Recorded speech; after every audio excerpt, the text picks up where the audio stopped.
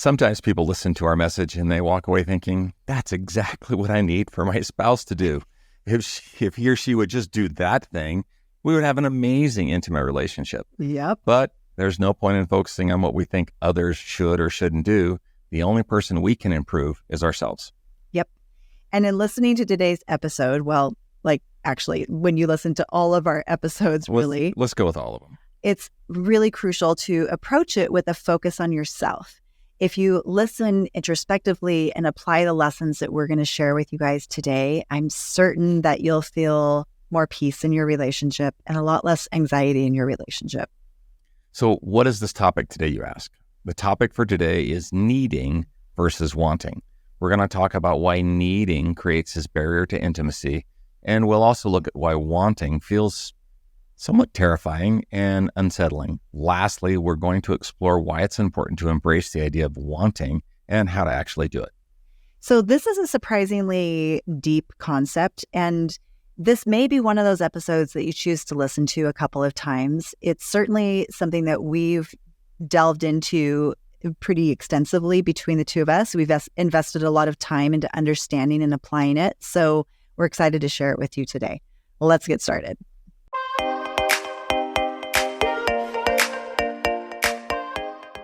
So this is a big, complex topic and a really important one. I've actually spent days agonizing over how to give it proper importance today, while also really hopefully trying to make it easy to understand. Yeah, and I think if you asked anyone, they would say that they want to feel pursued. They want to feel chosen. They want to feel desired, even when they do things that are sometimes undesirable. So being wanted feels great, and our egos actually love it. But at the same time, we're afraid of wanting someone else. So why is that? Yeah. These concepts that we're talking about today are threads of a greater fabric woven together with other topics like differentiation and honesty and vulnerability, all concepts that we've touched on already. Yeah. Our hope today is that we'll pull on each of these threads to unravel how they're connected and how they're essential to having a deeper connection with the one that we love. But first, I want to share an experience that I had this week. So I was in a coaching session with a client, and she said to me, I promised myself that I would be totally honest with you. That's good. And then she continued, as I've been confronting myself, I see a very dark part of me. A part of me that doesn't want good things for my husband. This part of me is okay with my own pain and misery because it keeps him, in a way, suffering and miserable too. So this part of her carried all of the resentment. It was the part of her that said, I know I'm hurting him and I just don't care. Oh, man. And this part didn't want to accept any responsibility for her role in the pattern that was going on in their relationship. It was like a little child that was stomping its feet and refusing to feel any sort of kindness or empathy for her partner. Yeah, that's tough. And, if we're all being honest with ourselves, that almost childlike immaturity exists at times within all of us. Mm-hmm. Sometimes we only hear it in our thoughts, and sometimes we see it in our behaviors. In every interaction, we have the agency to choose which version of ourselves to recruit for that specific moment. Will we recruit the best in us or the worst in us? Which part wins out in the moment? Now, what does this have to do with our topic today? Coming back to our topic of wanting and needing. Wanting and needing are very similar on the surface. They're almost like flip sides of the same coin. Okay. But wanting comes from the best in us, like we were just talking about. We all have the best and the worst in us, right? Needing, on the other hand, comes from the worst in us, which means it's kind of easy to do it because it's like the default. It's easy to need, but wanting is different. It requires something more from us. Oh, okay. Well, when couples lack emotional and psychological maturity, they don't have great self-regulation. So they use their partner to regulate their own insecurities and emotions. They use a controlling position within their relationship to get a partner to be a certain way. And as long as their partner does so, they feel stable, safe, and secure. So do we have any examples of what this is like? Yeah. So for example, let's talk about people pleasing. Oh, yeah. People pleasing is a way that some people do this. So Mr. Nice Guy, let's meet Mr. Nice Guy. We know him. He's someone who needs to be needed because he's actually deeply insecure in himself. So he has a daily to-do list of everything he needs to accomplish around the house and for work.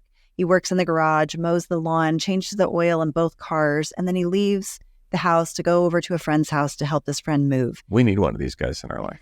Everybody does. He's the guy that always says yes to anyone who ever asks for help. He's accommodating. He accommodates everyone, but he's also quietly the guy who's holding lots of resentment for all of these things that he does. And he holds resentment towards his wife when he isn't praised sufficiently for his good deeds. Okay. And he uses these deeds sort of as a weapon or like leverage to get more praise and more validation, but it's never enough. Everything, his happiness and everything hinges on his need to be needed. So consequently, he struggles with intimacy. He struggles to be vulnerable. And his sexual desire for his wife has become almost non-existent because of this. Oh, so Mr. Nice Guy has a lot of hidden problems. Consequently, when they don't get the praise that they're accustomed to, that they experienced in their growing up, they try to control their partner so that their partner fits into their model of the world. So how is this familiar? Oh, I don't know. I had a lot of praise growing up. And how much praise did I give you when we first got married? Maybe not as much as I wanted. Right. And was that a little bit unsettling that you didn't get what it was you needed? Yes. Did you create some meanings around that? Oh, yeah. Yeah, absolutely. Like what? Well, I mean, if you didn't praise me, then I sort of felt more vulnerable. I felt like you didn't love me because I was used to those words of appreciation being like this way that I was told that I was loved and appreciated and cared for. Right. So our we'll call it neediness. Yeah, that was my neediness. Was really just like needing our model of the world to be replicated in our relationship. Yeah, it needed to be reinforced. Mm-hmm. The needing needed to be reinforced. So I'll point the pink finger back at myself now. Because of maybe my background, I used a lot of manipulation in the early years of our marriage because for me, I really needed him to agree. I needed to be right in just about every context.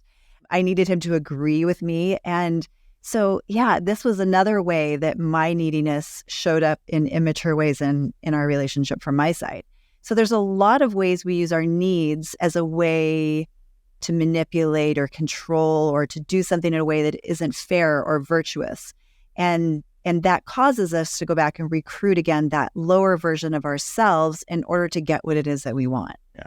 And the idea that we need our partner to make us happy or whole breeds this entitlement and control. It makes you think that you're owed love, that you're owed desire, no matter how undesirable you may actually be behaving. It inherently sets up a system where resentment is going to become a part of the equation, and it's inevitable.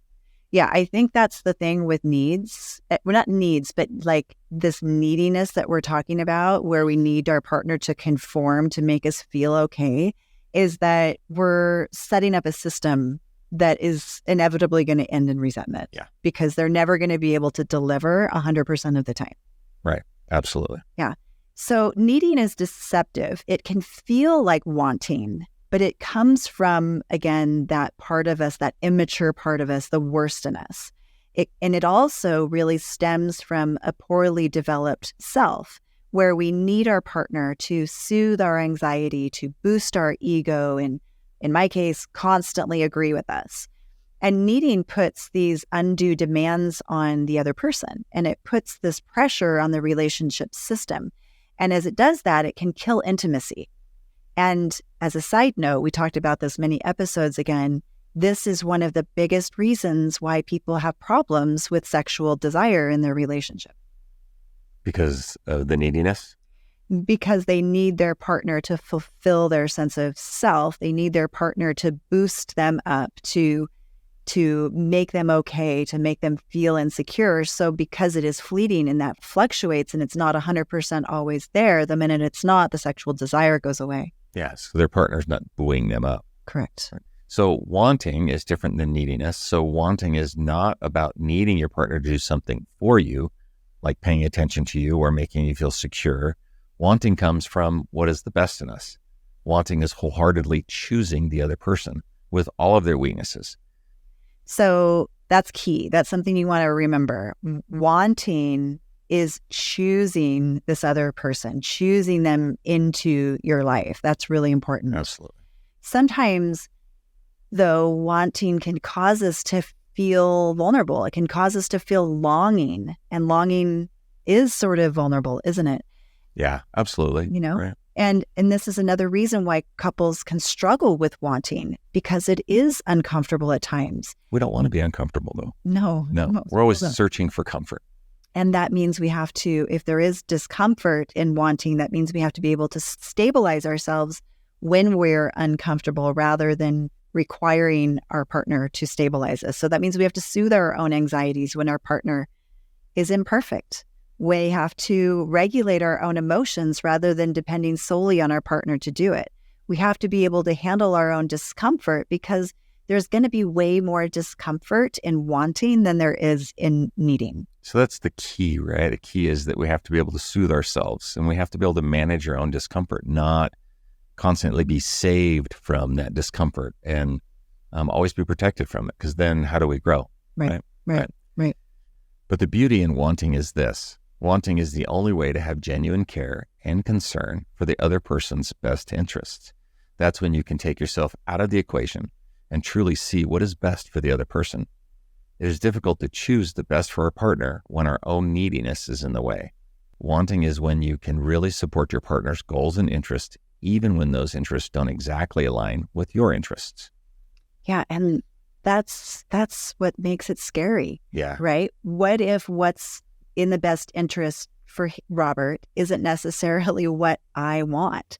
So this is, again, where neediness gets in the way, because if I'm more focused on what I want, right, from you to do for me, then how can I put your best interests sometimes ahead of myself? Yeah, if you need something from me, then that doesn't work. So that's neediness, right? That's the scary part about wanting is that it puts us into more of a vulnerable position.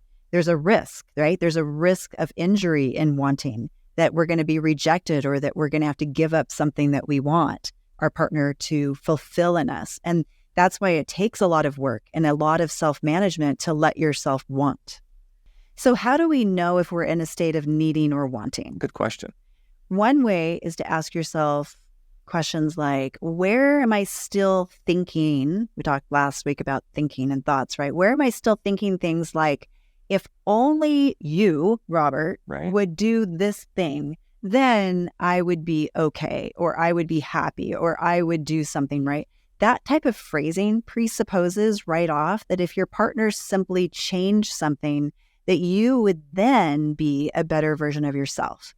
So that's not really what a mature position would be. A mature position would just simply act from the best version now, rather than waiting for your partner to change. Yeah, that's the, if you do X, then I'll feel better. Right. Waiting for your partner to do something so that you can feel stable and comfortable and confirmed or whatever, right, about yourself. What are some other questions we could ask? You could also ask yourself, where am I blaming my partner?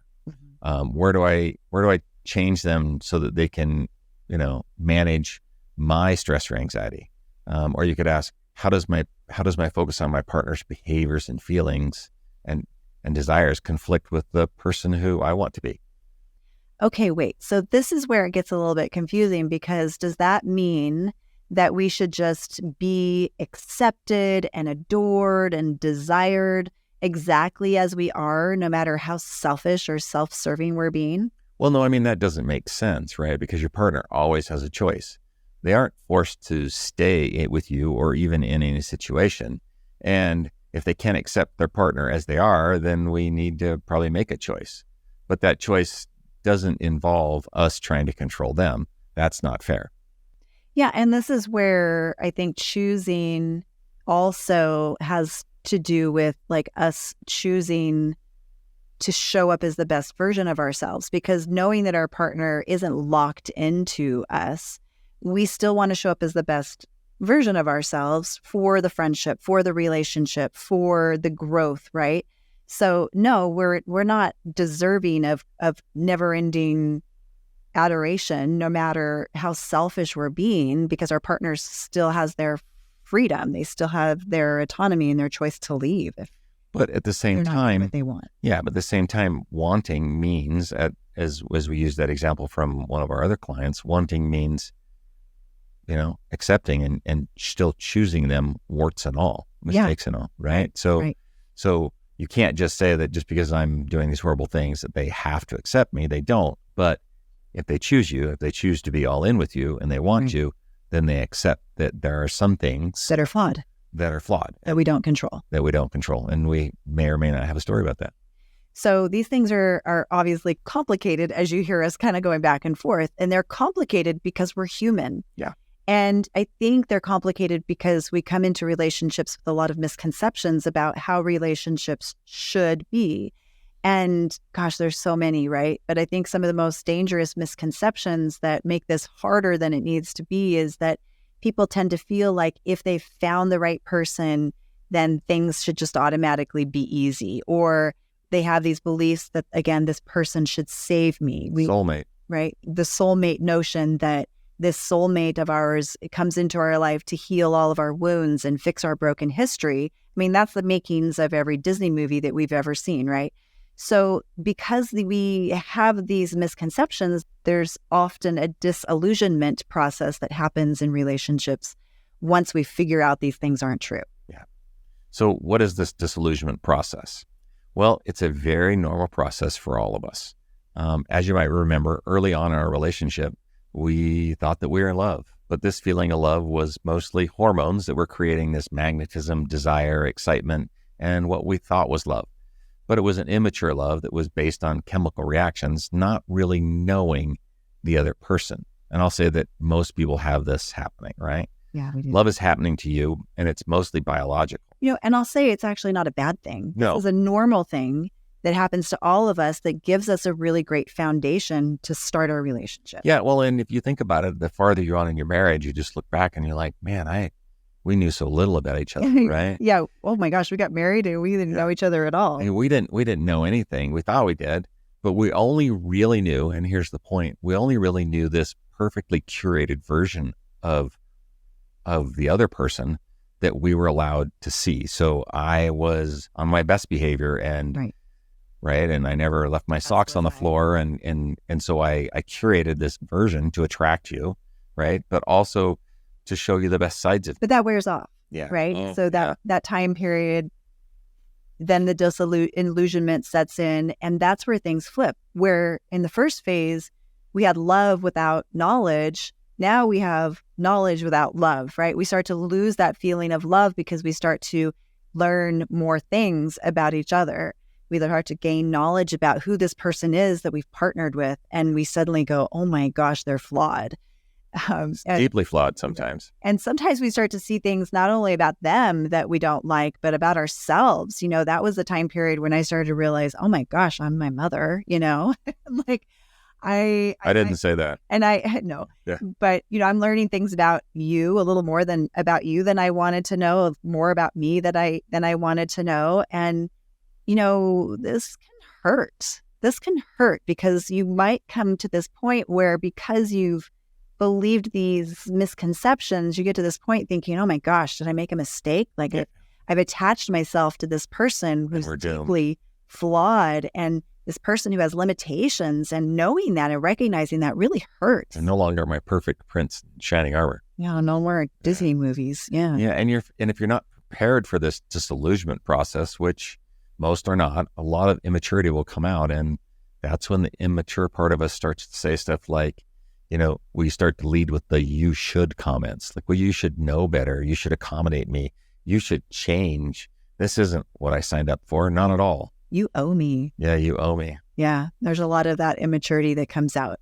And a lot of couples honestly get stuck right here at this point, expecting their partner to make them happy, expecting their partner to desire the same things they desire, want the same things to desire, not to desire what that they don't want to desire. And so some couples just never reach that more mature attachment where they realize, oh my gosh, what is this really about?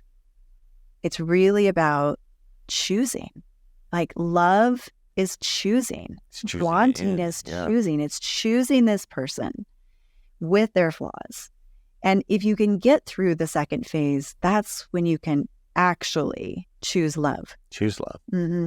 Really choosing love is choosing to be in this partnership, choosing to be a friend to this person, even when it's sometimes inconvenient, to make space for them, to make space for their desires, to make space for their interests.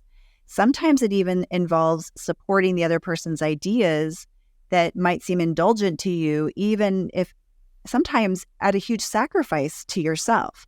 You know, as we were talking about this earlier, I was remembering back to when I was getting some additional training and certification to be able to start training and other coaches. And so I was doing my NLP trainers training certification, which is basically just going through this whole licensing process of starting an institution to train coaches. And it required me to leave to go to another state for several months. Yeah, that sucked.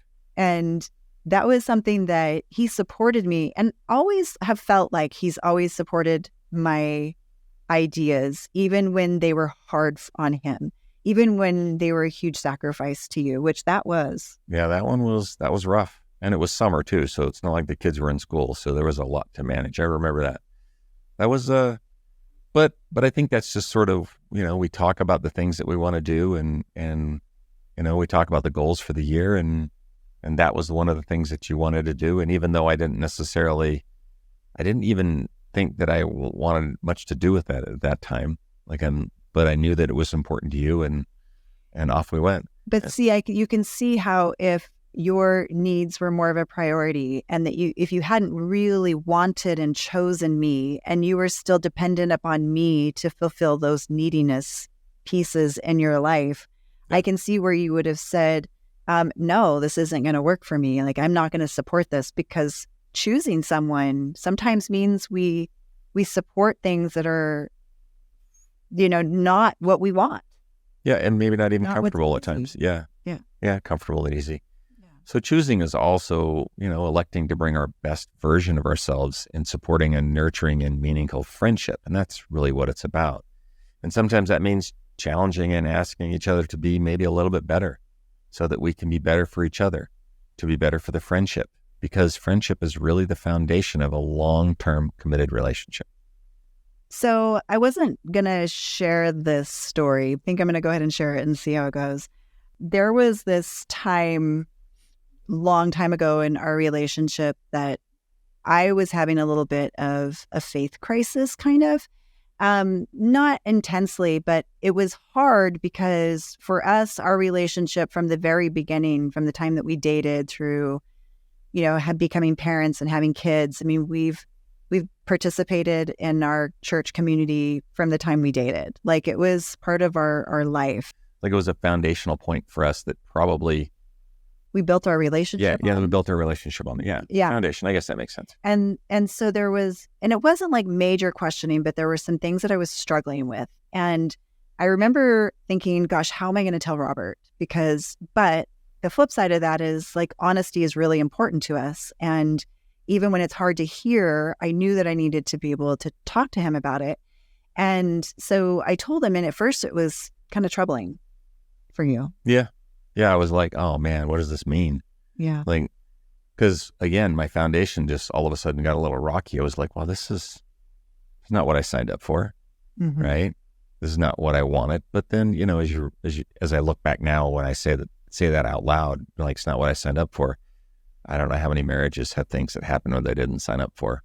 Probably all of them, right? Right. But then it comes back to, okay, how do I still stand by and choose this person when they have desires that aren't my desires?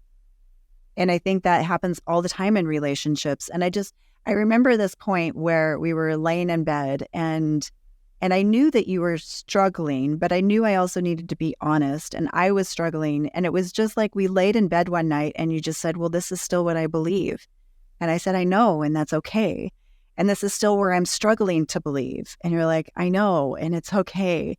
And it was just this like beautiful moment that I look back at and remember, like, it was hard, but it was also this place of total acceptance of, he knew that we both knew that we weren't doing exactly what the other person totally needed, but we were still choosing each other.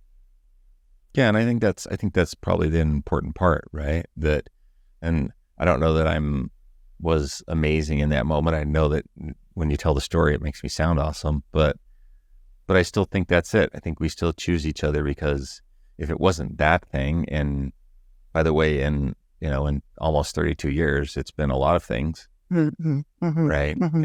In your marriage, in your relationship, it's always going to be a thing. And so you have to learn how to not, again, when we talk about needing versus wanting, right? You choose into that relationship, and, it's not always perfect. And oftentimes it's a little bit messy, mm-hmm. but you just say like, well, I'm strong enough to stand on my own 2 feet without having to need her to prop me up in that relationship. Then I think when I have that strength, then I can choose, then I can make another decision instead of just having the rug pulled out from underneath me, which we hear in a lot of relationships. So many people are just like, it's over. That was the straw that broke the camel's back. And I don't think in the relationships that you can have the rug pulled out from underneath you if you're standing on your own rug. Good point. If your partner's got a rug, they pull her rug, that's fine, right? Yeah. And as I look back to with that experience, it gave me the space and the autonomy to be able to explore the concerns that I was having and not feel judged for having them, to feel safe in kind of exploring those ideas, which was really important to me. So I guess what we're saying is that a great love is not a perfect love. A great love is a flawed one with 2 very flawed people. It's a place where we allow ourselves to really know and be known, even the parts of us that are difficult to know. It's where we can and have to often calm ourselves down enough to embrace each other's questions, like in my case, or our failings or our scars, or even our weaknesses, or even some desires that we're not okay with, like me going away for a couple of months. Yeah. And we do that while still continuing to grow and quest for something better, a better friendship, knowing that we're still going to come up short again in the future. So maybe a great relationship is simply the ability to hold all of these polar opposite things in one place, and this very tender and fragile place within the walls of our heart. That's nice. Yeah. Well, the idea of knowing and being known is at the core of being able to do this. As long as we only allow our perfectly curated version of ourselves to be seen and to be known, then we're never going to mature.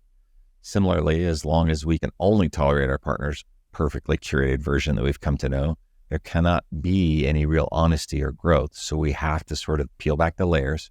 We have to allow ourselves to be seen. Mm-hmm. And we have to actually strive to know our partner on a deeper level.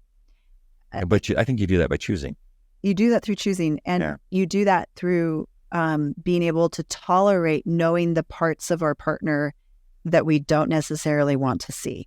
And right, and that can be hard. There may be things in their desires that we don't desire, and it's hard to sit with them and say, well, tell me why you desire this, and tell me what's important to you about this, and really try to understand those desires when they're so opposite to your own. Yeah.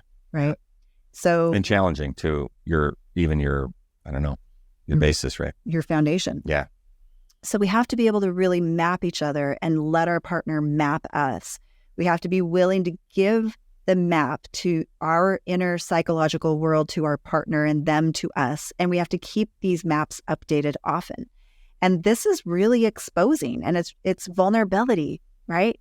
And in vulnerability, there's always the risk that we're going to be rejected. That's the fear, I think. Right. Yeah. But that's what living honestly is all about. And if you want that living honestly, you have to be able to stop being needy. You have to be able to calm your own mind and your own heart so that you can handle the truth.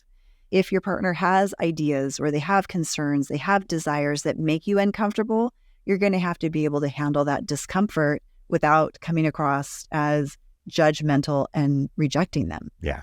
And after all, how can you really choose someone that you don't really know? Like, think about that. How can you choose each other when you only know the perfect parts of each other?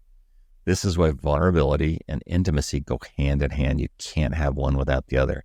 This is also why the level of intimacy that you'll have in your relationship will be directly correlated to how much discomfort and vulnerability that you can handle. Yeah. It requires a lot from us to really know our partner. So what some of you might be asking right now is, how do I shift into wanting and choosing? Yeah. And honestly, the answer to that question is almost always the same. Focus on yourself.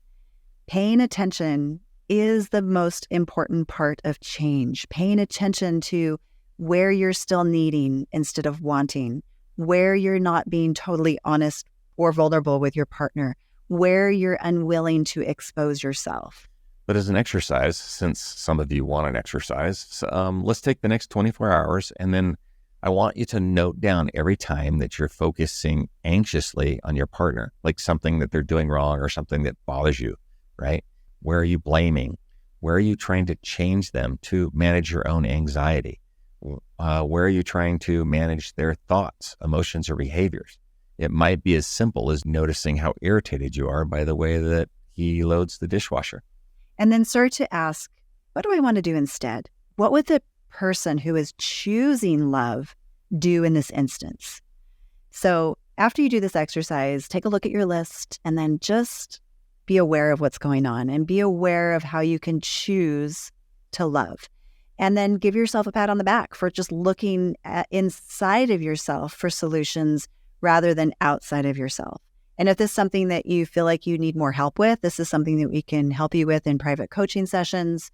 But also, if you're looking for a really good resource, I'd highly recommend the book Everything Isn't Terrible by Dr. Kathleen Smith. It's a great one to kind of help you open yourself up to more of these ideas. Yeah, and we'll put a link to that in the show notes as well. Perfect. Well, it's time to wrap this up. And as always, thank you for being here today. Please consider subscribing to the show if you have not already. Just hit the follow button inside the player that you're currently listening on. And the best way that you can support us and our mission is to subscribe and leave us a 5-star review. As always, be kind to each other this week. Take care of each other. Put each other first. Remember, it's always the small things, the small and simple things every day that create strong relationships. Until next time.